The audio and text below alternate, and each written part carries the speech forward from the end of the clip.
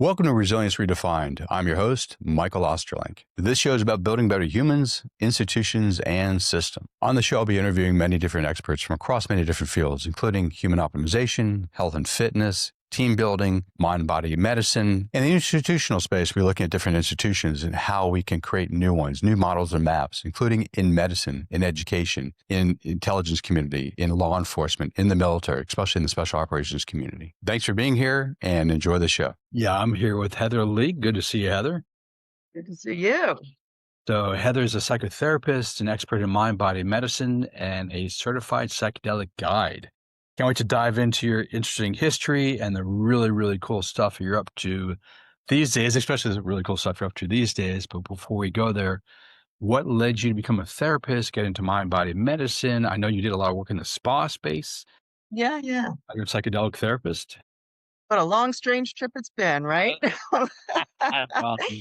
Yeah. So, I was it's sort of how I came to probably be a therapist. I was, that kid in high school that everybody knew they could talk to about anything. So people were sharing with me all their deepest secrets, what was going on, challenges in their family and their relationships. I was somehow a safe person to speak to, a good listener, and had good advice. So it just seemed like an obvious, it's like, oh, I can make a profession of this. This is fabulous. Cool. So I think that, really was like my calling to become a therapist. And in my training, I was always really realized it wasn't about so much of what I was doing or saying as it was helping people connect to their own inner wisdom. Like I had a really clear understanding of that from very early on. So I've always been interested in helping people access their inner wisdom via non-ordinary states of consciousness. So I did some, training in shamanic journey work, in guided meditation, did a lot of study of dream work. So all these other ways people could access wisdom always intrigued me. So I got a master's in clinical social work and then many years, well, because that's such a versatile degree, and I was really, finding all these ways to work with people when they were in challenging and stressful times, I really realized that people can't even begin to do work on whatever the issues are until they can calm themselves and kind of quiet that internal chatter to be able to even make good decisions. So I did a training at Harvard in mind body medicine, which basically is stress physiology. And hence, then I had a period of time when I was developing really immersive relaxation types of retreats for the spa and resort industry. So high end spas and resorts who were, telling people, oh, we're going to help you relax. And I was like, do you guys even really know what the relaxation response is? So it kind of took that to a deeper level, helping people learn to how to really, really elicit a physiological relaxation response. That's a little of my early career. Yeah, well, so I have a couple questions on that. Herbert Benson, Harvard, That's who I studied with. Yeah. okay, progressive muscle relaxation. Okay, I remember that from like the maybe late 80s. Is that Yeah. possible? Okay. That's so cool. That's awesome. Yeah. All right. You mentioned non-ordinary states. Like today, that's much more well known, altered states back in the day. But Yeah. it's not a conventionally taught thing in most graduate schools, unless you went to like California Institute for Clinical Studies or JL. Right. How did you even learn about non-ordinary states and start, learning to explore it therapeutically? So I did my graduate work in Arizona, at Arizona State University. And I was working in the counseling department as part of my training. And I hooked up with this woman who was Native American, and she was running a support group for Native American students who were transitioning off the reservations to be students at ASU. And she brought me in to be her co-facilitator. Now, I am from a very preppy little burb that you happen to be sitting in my hometown back east. But, we're talking like 3 country clubs in 1 square mile, New England preppy. And here I am now leading a support group for Native American students coming off the reservations. And I thought, well, oh my God, I have nothing. What do I have to offer? What do I know about the challenges these, students have experienced? So in that experience, co-facilitating with her, what I really learned was something that's now incredibly valuable in the space that I'm in psychedelics, which is, again, it's not about something I'm doing. It's about being really a compassionate presence with other people's experience. and being there to witness and support and understand, removing my own experience from that equation and really trying to understand their experience. So I led that for a year, and as part of that, there was a Native American woman who was leading a dream study group. So Okay. I trained with her in dream work. So yes, to your point, it wasn't in these were not courses that were in my mainstream education. They were things that I sought out through other channels. That is awesome. That Yeah. is really cool. All right, and, so that's, some of the dream work, the mind-body medicine at Harvard. Where does the psychedelic plants and other medicines come into your consciousness as possible tools to utilize Yeah. resilience? So my freshman year, I went to school out here in Colorado, and I had never done any psychedelics. This was back in the early 80s, and there was cocaine going on where I grew up, right? So not exactly, a medicine that brings you into deeper consciousness. I got to school out in Colorado and suddenly fell in with this lovely group of like deadhead friends who of course were doing plant medicine. And I remember, we were out in the mountains one day, just spending the day outside, and I was introduced to mushrooms. And I knew right away from my experience, and at the time I had been reading, Carlos Castaneda and Yeah. Ram Dass, and I was really a very curious spiritual seeker at the time. And so when I did my first experience on mushrooms, it was I realized right away, this is like psycho-spiritual. This is Mm, not, to me, it was very clear this was not a party drug. This was not something I wanted to even do at night. This was something I wanted to do during the day, out in nature, for this expansiveness of consciousness, connecting with nature and opening more of a spiritual portal. And so it's kind of funny because I sort of got this reputation around campus. People would say, "Well, have you journeyed with Heather yet?" Because I had a backpack. I kid you not, Michael. I had a backpack with like art supplies, journals, magnifying glasses, and I would take people out for the day, like on these little day trips where we would, lie on our stomachs with magnifying glasses and check out bugs and doodle in journals and have art supplies. So, that was in 1981. And flash forward, here I am, 62 years old, and it's like, oh my God, now I get to do all that, like, as a licensed psychedelic facilitator. that's all right, but how did you even know how to kind of more get into the artistic, therapeutic, exploratory space with your deadhead friends and not recreational? Like, it's not like, is it because of the reading of the Carlos Castaneda and Rob Doss and set? Yes, How did you? I guess it all felt really just intuitive and right. It just back then nobody was talking about any of that. They weren't talking about, art integration or even integration or nature immersion. None of it had a language yet. I mean, sort of from the hippie days, but that was even more sort of recreational, not therapeutic. So I would say, what I was doing was definitely more in the recreational vein, but there was this sort of heightened understanding of this is really a tool to bring us into a different way of connecting with ourselves, our souls, each other, and the environment. Cool. Yeah. How did the forces coalesce that you started taking, as a therapist, the mind body stuff and moved into and expanded to include the medicine work? Yeah. So several years ago here in Colorado, they passed Proposition 199. Is 199 or 122? My little brain. So it says that anybody in Colorado who's, an adult can have, use, share, grow psilocybin. So legal use here in Colorado. And so I was really fascinated by these medicines coming into the mental health field. So there was the opportunity to I joined the very, very first cohort of trainees. It was a year-long program through the Integrative Psychiatry Institute. And I was like, it just harkened back to my, freshman year. I was like, oh my God, I know this medicine and I know the power that this has for that more psycho-spiritual healing. So I signed up for that first training and was just really, it was a year-long training. I got to do lectures with some of the top researchers at Johns Hopkins, NYU, London Imperial. I mean, really was exposed to some of the most exciting cutting edge research going on with this. And when I completed that year-long training, I then flew myself to Jamaica and spent 4 months leading psilocybin retreats in Jamaica, doing a deep dive with the medicine. So, flash forward, here I am, and I've been leading, really sort of pioneering retreats exclusively by women for women. But the fun part is it's all women like in their 60s and 70s. I'm like Oh, creating this new rite of passage for becoming the sage. And women are just coming out of the woodwork, really wanting to, access that inner wisdom and regain that spark of connection to like awe and wonder, and release a lot of stuff you don't feel like carrying along and move more lightly into this next chapter. So it's really an exciting time, I got to tell you, I, I want to kind of unpack more of the work you're doing with your Yeah.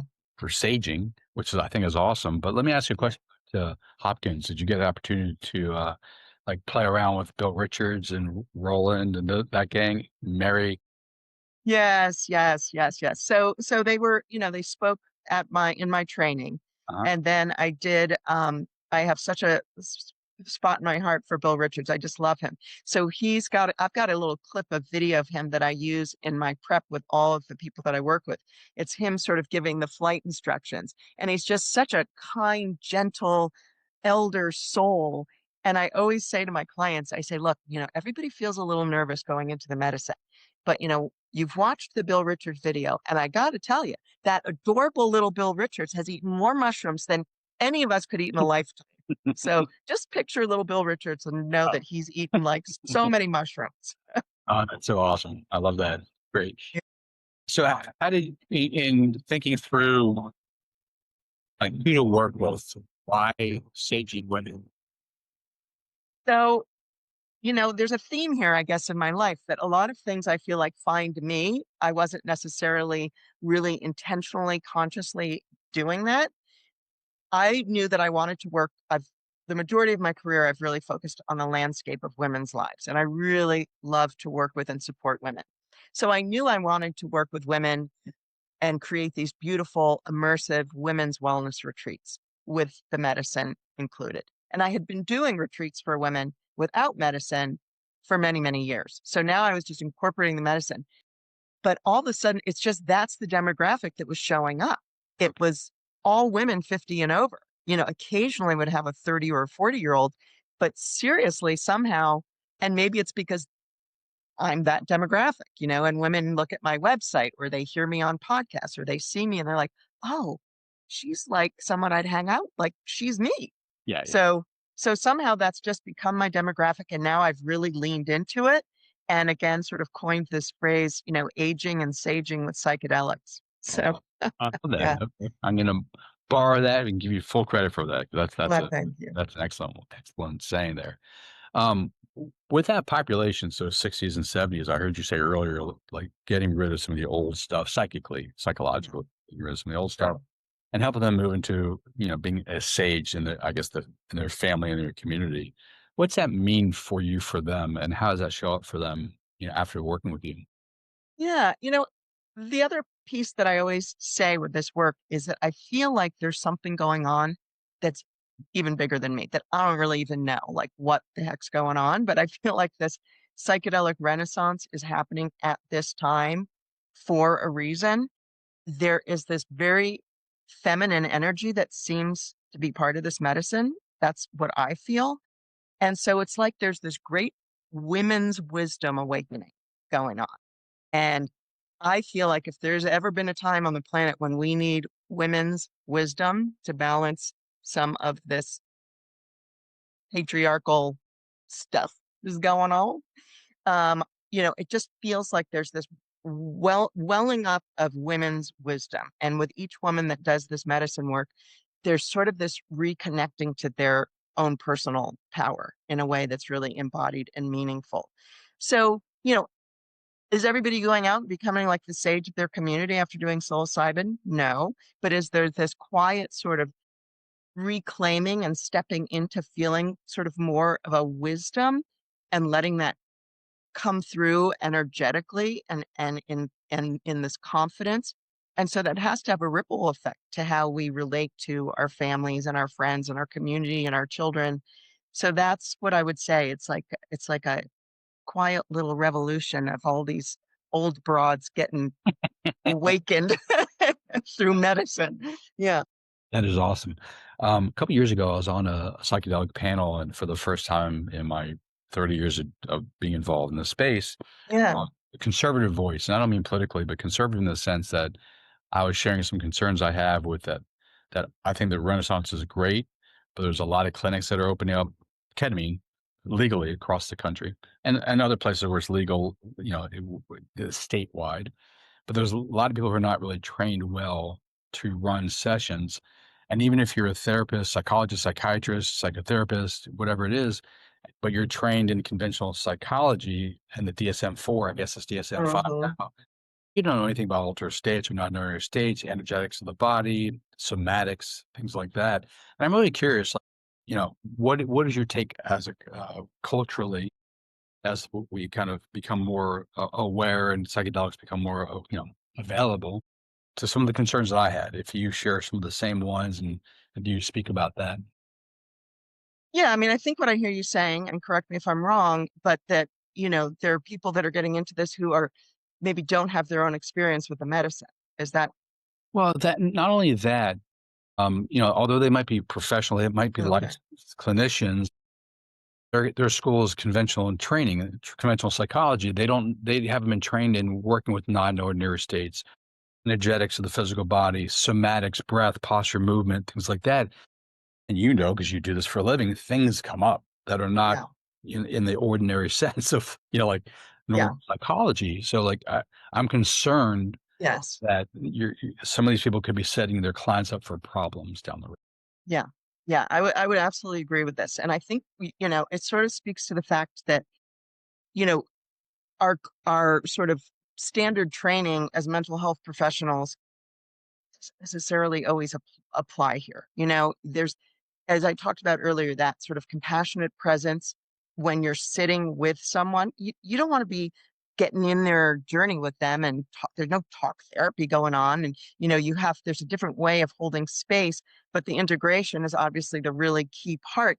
And to your point, integration we need to have an understanding of so many different fields. So as you say, energy medicine, the somatics, like all the different ways. And I don't profess that I'm an expert in a gazillion different modalities that are really appropriate for integration.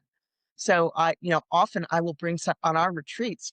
I always bring somebody in who's doing, we do a sound bath. Somebody in comes Nice. in that does yoga. I incorporate other people and their expertise because I know the value of all those different modalities to really help integrate and prepare people for these experiences. And then on the flip side, even for integration, I keep a little Rolodex of folks that are trained in different kinds of modalities that are really powerful for integration. So recently I was working with somebody who had done a little bit of IFS, internal family systems work, prior to coming to do an experience with me. And I can't, I do, I do so many retreats, I can't keep everybody on as private clients. So I was like, okay, that person will be really well served by this practitioner I know who does beautiful integration work using IFS. So I think it's important to have really strong strategic relationships and to collaborate and to understand what a client's experience is so that you know what type of integration or what type of modality is going to serve them best in really getting the benefit out of the experience because one therapist cannot be an expert in all things. And so we need to know our limitations and how to collaborate. Which is really interesting because it's kind of parallel to what you're saying before about the saging women and the need for the feminine Yeah. base, and so it's like sounds like the way you think about the need to collaborate with other people is the way you see what's emerging in your quiet revolution in some of these Yeah. women, which is really, really neat. When you talked about in 1981 when you're was in the mountains, trying to remember where you were, Colorado. Colorado with your friends, nature, just kind of nature based.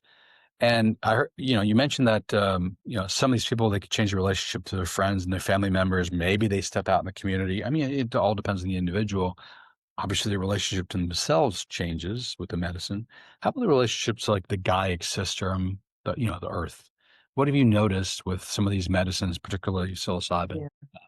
Well, the beautiful thing that we know is that one of the side effects of psilocybin is people become more pro-social and more pro-environmental. This medicine, psilocybin, literally research shows it makes people more pro-environment.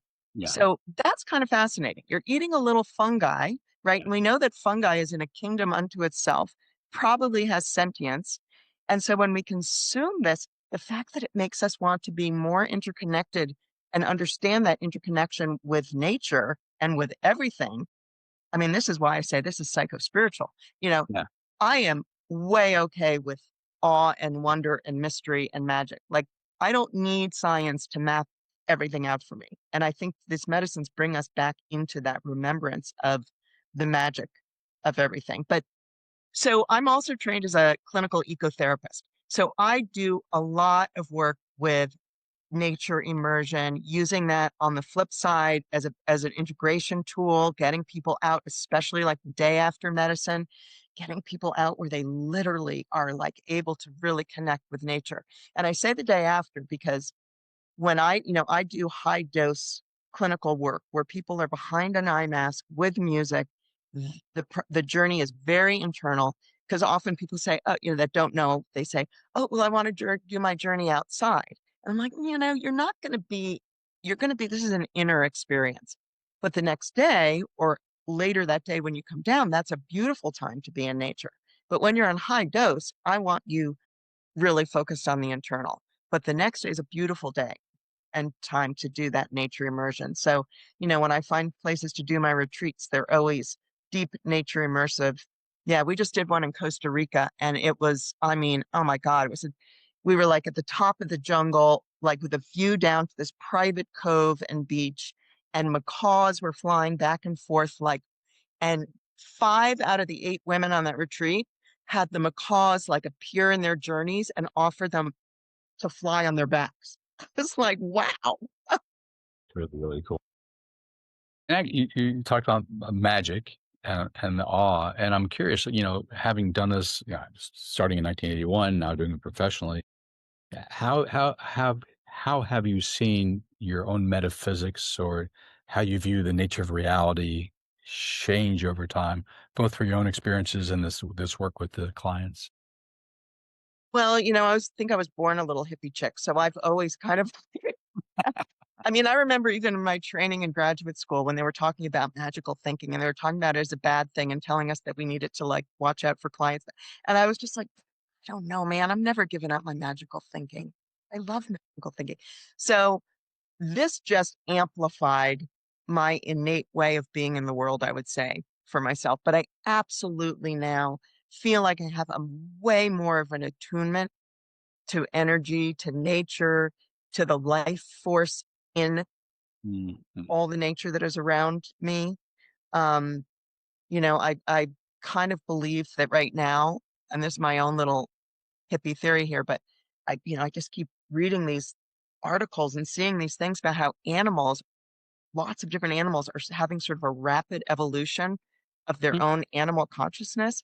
They right. found these octopus who are building villages out of like shells. They've built Wow. themselves like little apartments. They're sharing resources and they're like working together to fend off enemies, which basically means they have culture. Just let that sink in for a minute.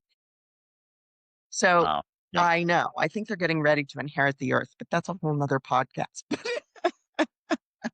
But so it's just amplified it. And you know, right now, a lot of people are having some existential angst on the planet, right? Existential angst about the health of the planet, about a lot of the things going on in our political discourse. And there's these medicines, just like they're really effective for end of life anxiety and distress. Mm. I think that same kind of existential angst can really be helped by this medicine work. I know for myself, when I feel myself getting really anxious about the state of the world, I do a journey because in that medicine work, I'm like reminded that Mhm. this is illusionary in many ways and that we are all part of a bigger energetic field that is eternal. So, you know, that's how I use this. But I will, I'm really sort of speaking so positively about these medicines. And I just want to make sure that I say not everybody's journey is rainbows and butterflies, that this medicine can also really unearth some difficult stuff that people need to process. And we need to be skilled and be there for that too, because no one knows what's going to happen on a journey, even myself. You don't know if you're going to have love, light, and butterflies, or if you're going to be having to do some hard work with some challenging material. So I just want to put that out there for all your listeners, because it's not always joyful. It can be challenging, but even those challenging journeys are usually in service of healing. Yeah, and speaking of healing, can you name some of the things you said? End of life care. Can you name some and changing relationships to the guide system, which is awesome. Can you name some of the things that we know from the research that at least the particular medicine psilocybin has been shown to be efficacious towards? Yeah. So, yes, end of life anxiety and distress. I Okay. just completed a documentary with 3 women who all had cancer, and it's a beautiful testament to the way that medicine can bring soul healing to women who have cancer or end of life. Again, psilocybin's not going to cure your cancer, but we often focus so much just on the physical, and there's a whole element of the spiritual and emotional and psychological that needs healing during that experience. So lots of clinical research. I don't have, you know, stats in front of me right now, but very effective for that type of end of life anxiety, cancer anxiety. I'm an anxiety treatment disorder specialist. So I recently have been doing quite a bit of work with people with OCD and having really interesting results, really positive results. I also work with folks with grief and loss. And Yeah. this can really bring a different way of being in relationship to that grief and loss that can be really powerfully healing. I want to share one quick example of like somebody I worked with recently with OCD. So I worked with a woman who during COVID, before COVID, she didn't have OCD. During COVID, because I think of that triggering of fear of germs and contamination, her amygdala just got on fire, and she then found herself really having this OCD about germs and contamination. And so she reached out to me 2 years after COVID and was really struggling. And it was to the point that she couldn't really kiss her husband anymore because she was really concerned about germs, and she couldn't foster dogs because she was afraid of germs. And these were two things that brought her such pleasure in life. So that was the impetus to come work with me. It was very challenging for her to even get on a plane to come here. She came, we did the medicine journey. I said, I don't know what will come up, but I'm here creating the container. I trust the medicine. I trust your inner healing. I trust, let's see. So anyway, she's deep in the medicine. And this is a woman who the only way she could put food in her mouth was it had to first go on a paper towel or come straight out of a package. Like nothing could be touched by human hands. Now, Michael, this is like crazy, okay? Because I know you understand OCD and how this. So on her medicine journey. She's about an hour in. She calls me over and says, she's behind the eye mask with the music, but she's like, I think I want a lemon drop. Can you give me a lemon drop? And she had just for her mouth. So I very carefully give it to her. So right out of the wrapper, right? Because my hands can't touch it. So she takes it from the wrapper. It's in her mouth. Not 5 minutes later, she says, "Oh, no, I don't want it." I put my hand like one might do for a little kid, and she spits it into my hand. And I'm like, it's okay. This is what I got paid to do, right? So she spits this thing in my hand. Michael, I am not kidding you. Within maybe a minute or two of spitting it out, she takes my hand. She goes, "You know what? I do want it." She licks it out of my hand and just Um, starts sucking it, no problem, rolls over. She's quiet for the and I'm like, "Oh my God."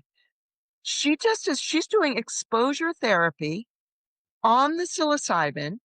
I didn't orchestrate that. Her inner healing intelligence somehow orchestrated that. yeah. Like, Oh, why is she licking my hand and eating out of my hand literally while she's on? So she's in this highly neuroplastic state. And we know that when you're in that state and you do something like that, you're creating, this is wherein you get to rewire your brain.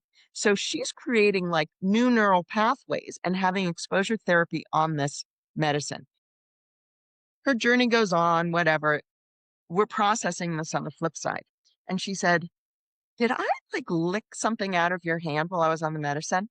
And I looked at her and I said, yes, you did. How do you feel? And I'm waiting to see how her reaction.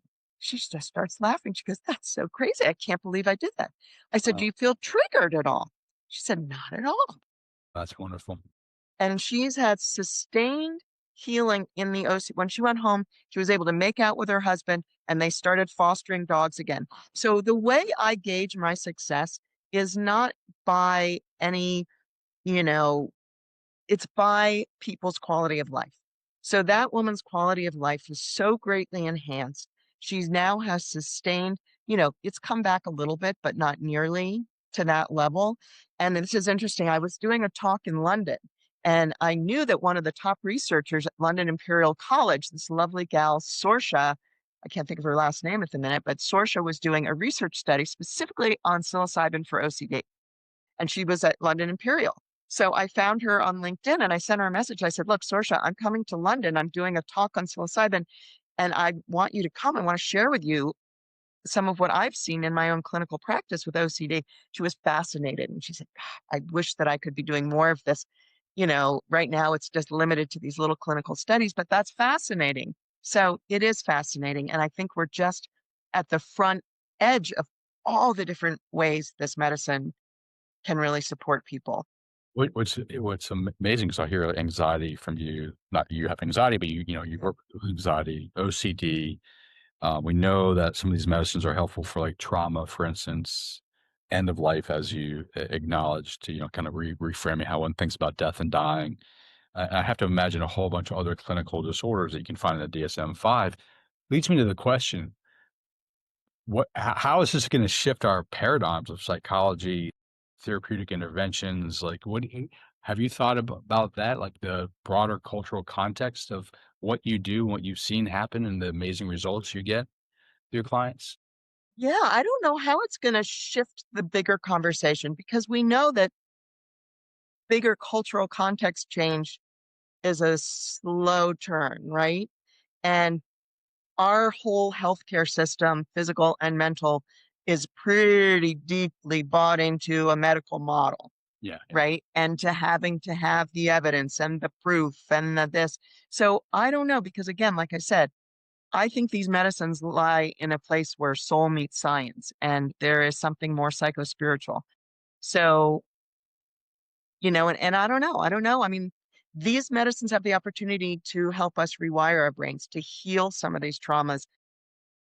I don't know if Big Pharma is going to like people getting healed up there, Michael.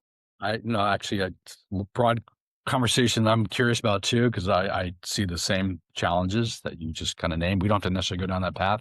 But one thing that struck me is like the psycho-spiritual thing. And not only could I imagine that it has changed one's relationship to the earth as a complex adaptive system and one's brain so you can be more, flexible, but I have to imagine it has immediate effects on the gut microbiome, which then has effects on immunology and actually how cognition, like everything. Do we know of any studies going on with the psilocybin in the gut?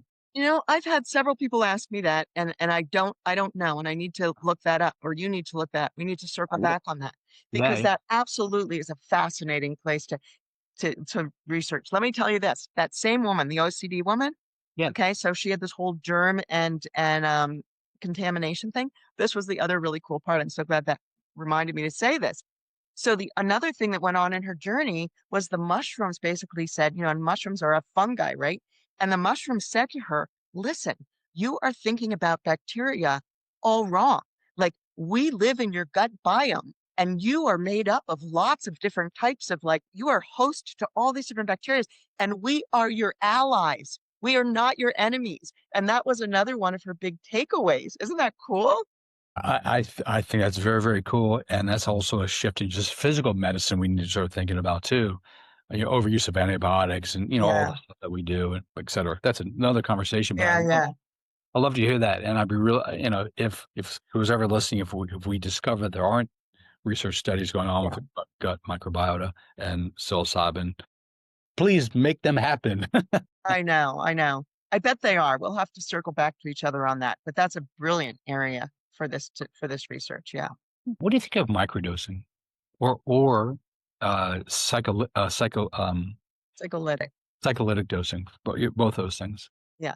I'm a big fan of microdosing. I think that everybody over 50 should probably be microdosing just because of the neuro and geroprotective qualities Okay. for our brain health.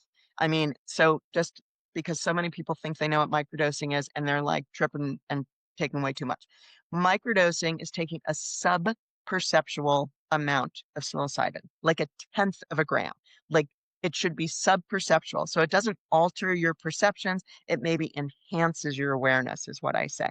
But again, you're getting that little blast on your, serotonin receptor. So you're getting a little bit of that, neuroplasticity. And we know that this is good for cognitive function and protecting our cognitive function as we age. So big fan of microdosing. And I think, it's a lovely way to sort of create a ritual about enhancing your, intentions and awareness and all of that. Like using it, I think what I always stress when I'm working with people with microdosing, we live in a culture where people think you pop a pill and it does the thing for you.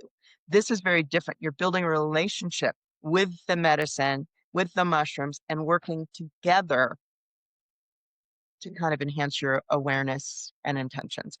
And then what was the other thing? Oh, the psycholytic. So psycholytic is taking maybe like a gram, what we call a museum dose, so that you are able to be in communication with a therapist or with somebody. So that's a little space I'm starting to pioneer a bit more in my own practice because of the nature immersion piece. I really want to do some work with folks on like a gram, taking people out and doing the nature immersion and ecotherapy practices and field trips like I did back with my friends in college, because I think and it's interesting, that came to be on my last medicine journey. And it was interesting because the mushrooms said, this is what us, this is how we talk when we work in the mushroom space. But the mushrooms were kind of like, hey, look, we're getting all the press, man, but all the plants have something to say. All the plants have something to teach. You don't have to just like do these high doses, like give people a little and get them out to listen to all of our brethren plants. So And I'd be curious, like anthropologically, because I wonder, like, the science we have today, where you can put things under a microscope and do all the testing, thousands of years ago, obviously they didn't have that. And yet the shamans, the medicine men figured out, what plants did what. I don't even mean the psychoactive ones in terms of not space, but like the healing plants, et cetera, et cetera. And I always wondered, did some of that knowledge get downloaded by the mushrooms or other plants that are psychedelic in nature? And they were told, go check this plant out because it has this qualities for this particular disorder, disease. Has that been studied? Do we know?